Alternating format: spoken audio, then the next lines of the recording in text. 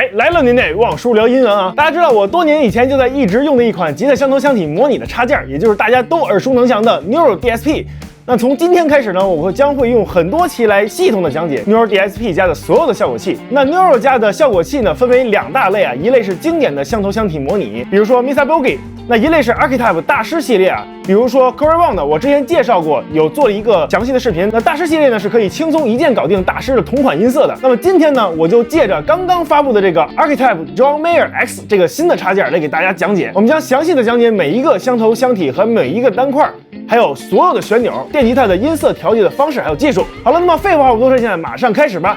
哎，在开始之前，如果你还没有找到自己的同好聊天，可以看这里加我们的群，和上千位小伙伴天天聊天增长知识，千万不要错过啊！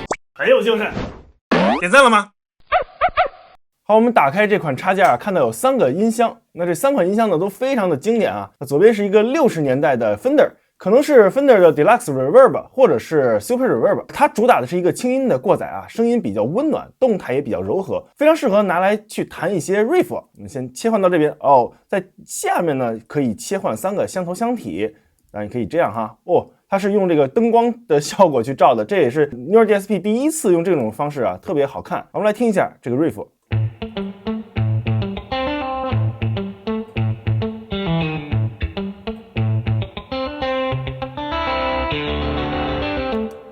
好，那中间的这个呢，是一个高动态的 Dumbo 的音箱，非常非常稀有，也是这个 John Mayer 收藏库里边最引人注目的一款啊。它音色是非常高动态的余量的，也是一个轻音箱头。那轻音呢非常通透，动态范围非常大啊，即使调到非常大的音量，也不是很容易过载的，很适合拿来弹复杂的分解和细腻的这种力度控制啊。我们拿它呢来扫个弦试试。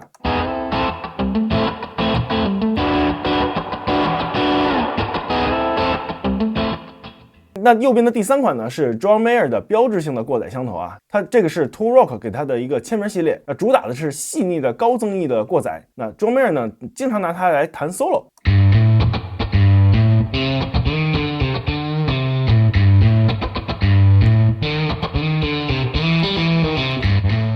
那在最右边呢还有一个非常非常特殊的，这个是 DSP 第一次这么做啊，它是把3个箱头融合在一起了，可以调整3个箱头的发送量。那左边还有一个统一的 gain， 而且预设里面呢有很多预设就是通过这样的方式去加载的，比如这个也是，你看。所以说我们来听一下这个感觉怎么样啊？那我们就用听预设的方式来听听吧。那第一个呢是 John Mayer 的预设啊，那之后呢下边这个 Artist 是其他的艺术家用这个 DSP 给做出来的一些预设，最后呢是 DSP 自己做的一些预设啊。我们来先听听 John Mayer 的。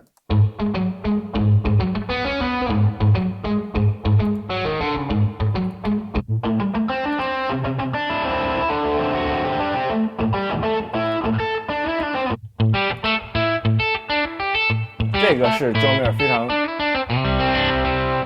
用的一个音色，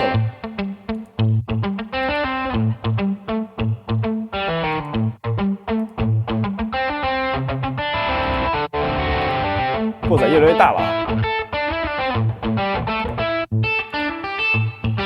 这是弹扫弦的，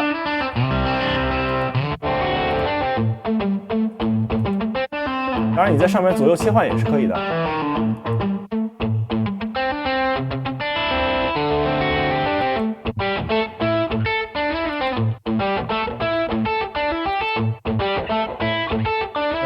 Live Room 的版本。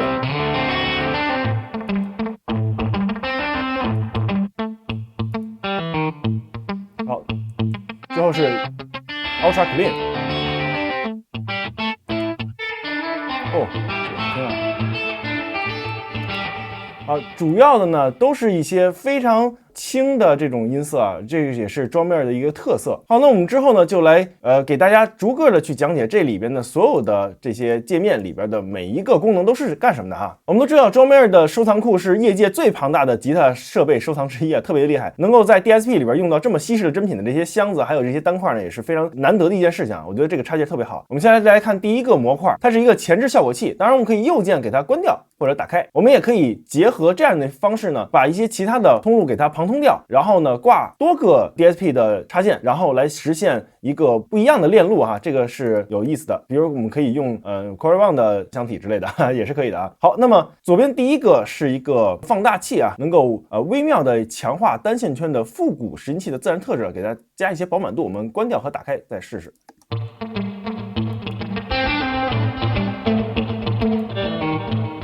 对吧？这边还有音量。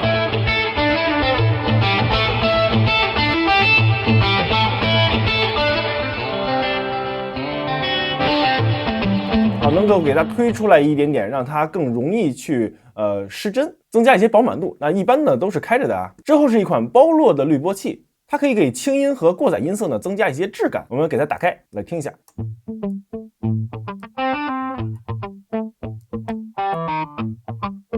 这个 pick 呢就是一个 filter 的 cut off， 这边中间可以调整包络的速度。如果我们打开 fast 的话呢，就能听到非常快速的这样的声音啊。我们来听一下，对吧？我们 slow 就没有了，对，咕咕咕，那是呱呱呱这样的啊。然后 up and down， 我们来听一下。哎，这个就是包络的这个强度应该是，然后这个 high 和 low， 一个嘎嘎嘎，一个咕咕咕。好，那么这边包络讲完了哈，中间的这个是一个过载单块 ，OD 就是 overdrive 啊，我们打开它，调节 gain 增益，这个前置的增益 ，level 是后置的，也就是音量啊，前置的增益可以推出一些失真。Treble 是调节高频的亮度的，小增益，大音量，听一下，都非常的清亮啊，非常好听。那右边这个呢是一个双模式的过载啊，它也是一个过载，有 BB 和 TS 两种过载的模式。我们先来听 BB。TS，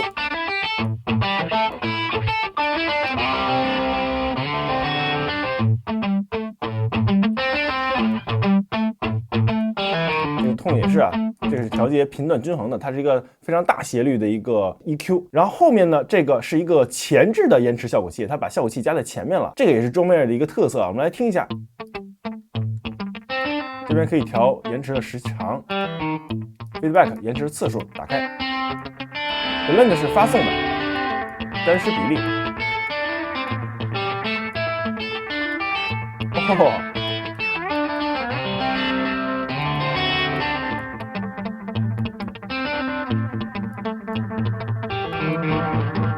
那这个延迟呢是非常稀有的一个90年代的模拟 BBD 的延迟啊。那如果是在极短的延迟时间下，它会变成一个特别难以察觉的这个 slap back 的这种非常短促的回声效果。这个也是John Mayer的一个秘密武器了。我们来听一下，把这个时间放到很短的一个速度，就这样。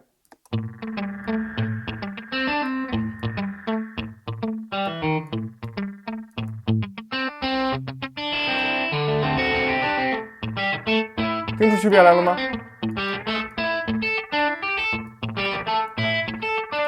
带有一点点的这种 pre-delay 的那种感觉啊。之后我们来看看这个 Gravity Tank， 这个是一个整合了 John Mayer 的核心的两大元素啊，一个是弹簧混响在右边，一个是谐波颤音在左边。这个也是 John Mayer 创造出空间感和动态感的非常关键的秘密武器哈。那左边呢是开关，我们打开它来听一下。这边可以 sync 到宿主，然后这边的speed 呢变成了带有 T 和 D 的标准音符了。我们看一下 ，T 是3连音啊 ，D 是附点音符。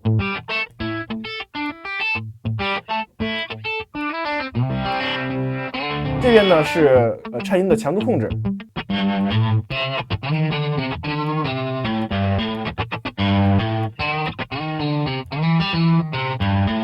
右边呢是一个弹簧混响啊。好，打开，首先，哦，给它增加一点这种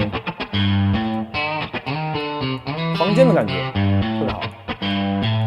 右边 Decay 是混响的衰减时间，控的是音色的这个明暗度，不能加太大啊，不然糊了。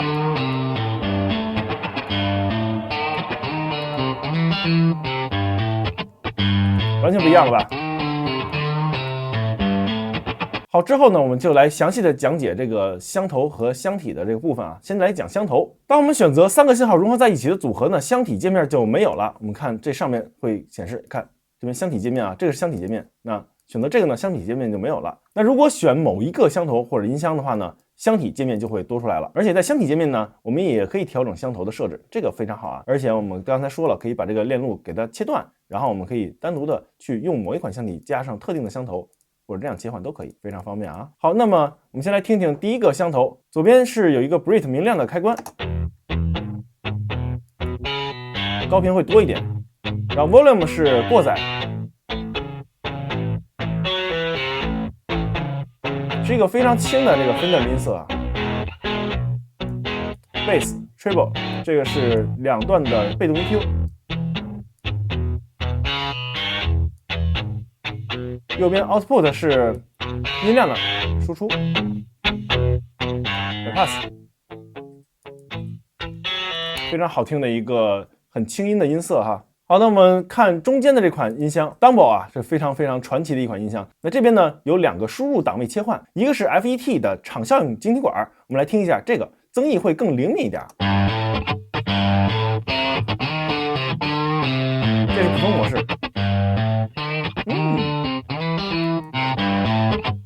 然后这是高频、中频，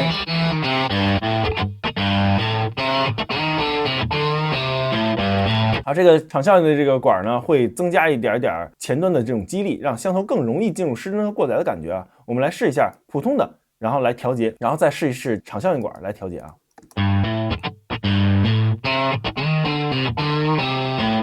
这就是你们最大的了。我们再试场效应管。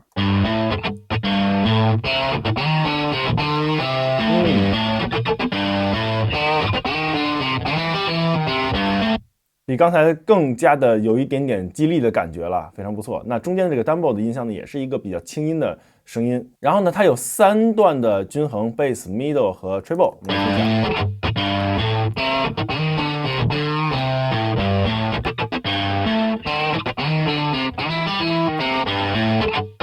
变化都非常轻微啊，我们来打开高频、中频，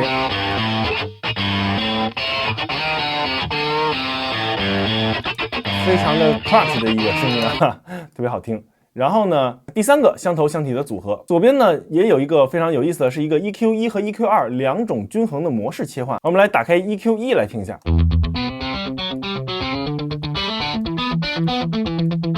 EQ2， 这个中频多一点啊。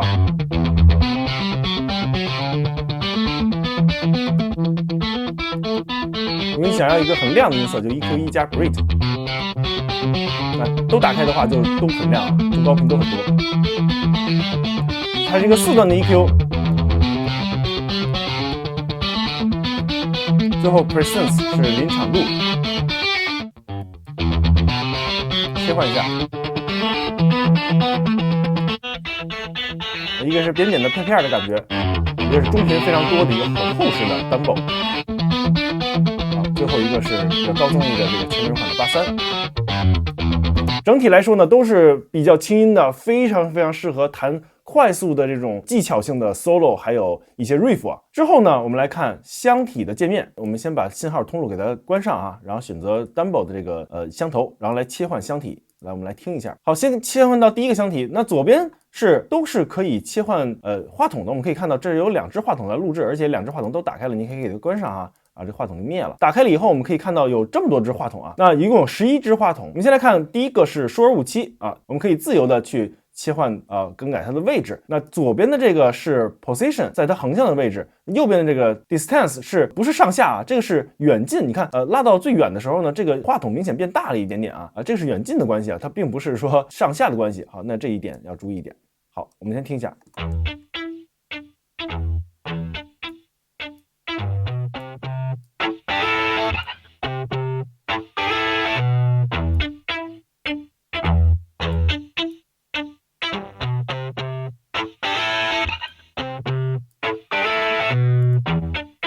然后第二个呢是这个说武器的离轴方式的录音啊，也就是不正对着音箱的，会更扁一点。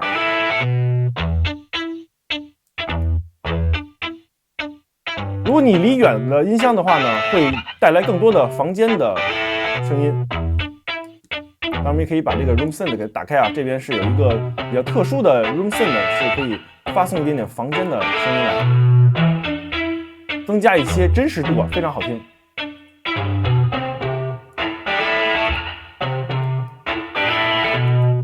我们再来看第三个话筒是森海塞尔的 MD409。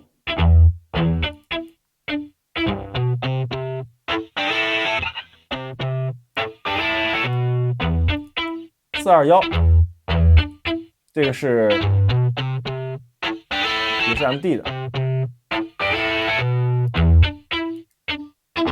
哎，这个声音马上就不一样了，是不是？因为这个已经换成了一个小振膜的电容话筒了，纽曼的KM184。电容话筒的这个高频会更亮一点。AKG 的 C414非常经典。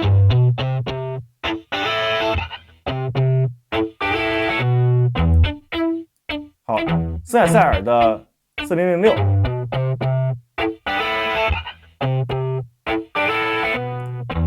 纽曼的 U67，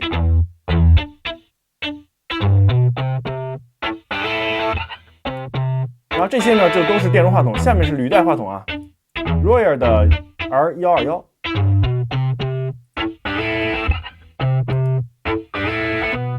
还有121的横向放置一个方式，这个可以增强空间感。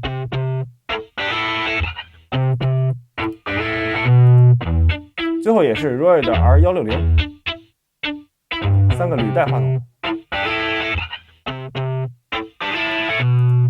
不同的话筒呢，它有音色的区别啊。那动圈话筒会得到中频比较突出的、非常扎实的音色，因为动圈话筒响应没有那么灵敏嘛。那低频会多一点。那用电容话筒的话呢，高频会非常的清晰通透，那细节的表现呢也会非常强。那用履带话筒会得到非常丝滑的、顺滑的、比较复古的、温暖的音色啊。所以说大家需要对应怎么样的音色呢，去选什么样的话筒就可以了。那左右呢有2个话筒，我们可以让它选择不一样的话筒的形式，比如说一个选择动圈的，那另外一个去选择履带的或者是电容的都可以。因为动圈话筒是比较常规的录法啊，一般大家都会用一个动圈话筒去录吉他音箱。好，那最上面呢有一个 input 啊，如果我们把它打到 stereo 呢，我们会发现这边的电频表也变成立体声的，而且这个声像的开关也关掉了。那如果我们把 doubler 关上，然后打开 mono 的话呢，这边是可以改这个立体声的。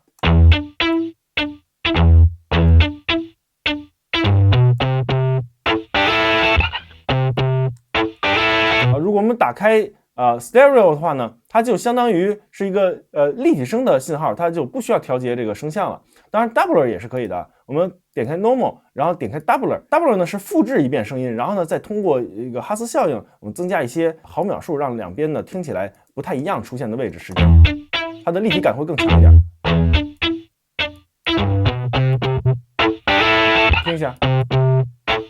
doubler 是放在两边了，如果我们打开 stereo 的话，它也是一个立体声，它是更靠中间一点点的。然后这边还可以调节话筒的电平，最下面呢还有一个相位的反转，方便你话筒有时候摆的位置有可能会让两边的波形抵消啊。那打开这个相位反转是很有用的设置。好，那我们之后看一个 EQ 和压缩，那左边 EQ 是低切，右边是高切。我们可以给它打开，也可以给它关上。关上的话就拧到头就关上了，这边 off。然后呢，中间是4段的一个均衡，我们可以设置它的频点，也可以设置它的每一个频点的这个增益，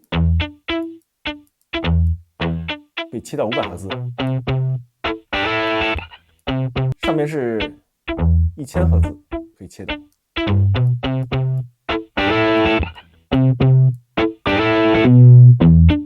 肥厚的声音。比较薄的声音。好，下面压缩，这绿灯一跳呢，压缩表就启用了，可以压到非常扁的状态啊。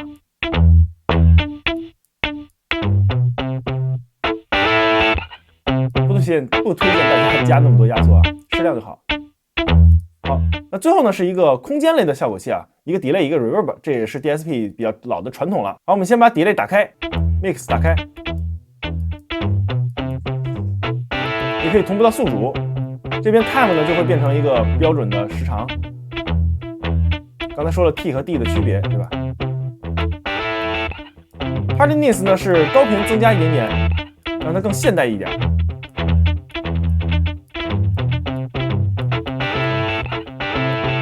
如果我们软一点呢，就是会更有磁带的味道。Feedback 回馈的次数，右边这边还可以打开一个乒乓，让两边呢不同时出来。点这边的 Tap 就可以来设置拍速了。好，那这边右边是一个 Reverb， 我们给打开 Studio Reverb 啊，它有2种模式，一个是 Hall 大厅混响，一个是 Plat 板式混响。我们来先来听大厅混响。这边 mix 增加 ，pre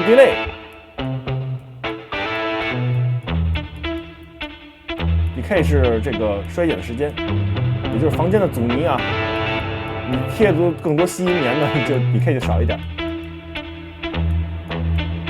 low cut 高 high cut 这个正常的一个操作，我们来听听这个 flat， 好，一下高频就亮了。